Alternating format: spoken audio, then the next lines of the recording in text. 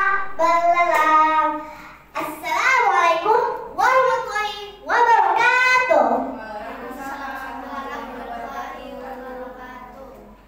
Perkenalkan, nama saya Dian Putra Aziza dari kelas 3 di SDIT Al-Furqan, Palembang. Selamat pagi semuanya. Selamat pagi Dewan Juri yang saya hormati. Pada kesempatan ini saya akan bercerita sebuah cerita rakyat yang berjudul Pak Belalang.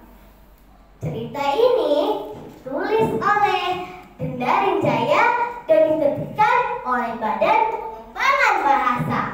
Begini ceritanya. Pada zaman dahulu, di sebuah desa hiduplah seorang lelaki tua yang bernama Pak Belalang. Pak Belalang terkenal malas bekerja, tapi memiliki anak yang sangat rajin bernama Leman. Suatu malam saat hujan deras,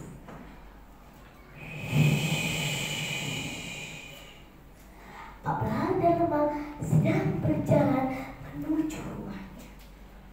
Tak sengaja Pak Belalang melihat sekelompok orang yang berpakaian hitam sedang menggiring sapi.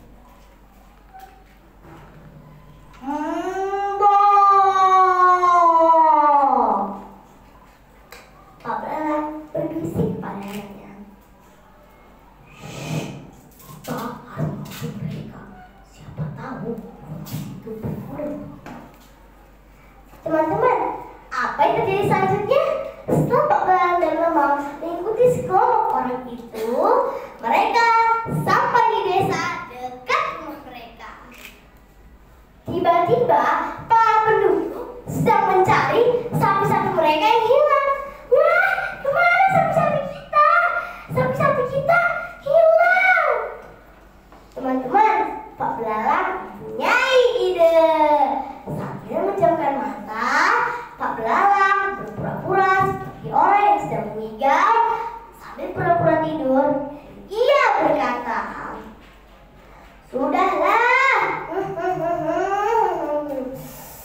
aku tahu di mana sapi-sapi kalian. Sapi-sapi kalian berada di hutan tepat di pohon bambu." Teman-teman, benar saja. Ketika para penduduk ke tempat dikatakan Pak Belalang, mereka menemukan sapi-sapi mereka. Wah, Pak Belalang hebat ya. Dia bisa tahu di mana letak sapi-sapi kita. Sejak saat itu, Pak Belalang disebut ahli tunjuk atau peramal. Suatu hari, Pak Belalang diundang ke istana Raja Indra untuk menjawab teka-teki dari Raja Negeri Seberang. Wahai Pak Belalang, jika kau bisa menjawab teka-teki dari Raja Negeri Seberang, aku akan memberikanmu hadiah. Teman-teman, Pak Belalang cerdik memerintahkan anaknya untuk menendam mencari informasi yang ada di kapal Raja Negeri Seberang. Teman-teman, hari dinanti pun tiba. Raja Negeri Seberang memberikan teka-tekinya kepada Pak Belalang.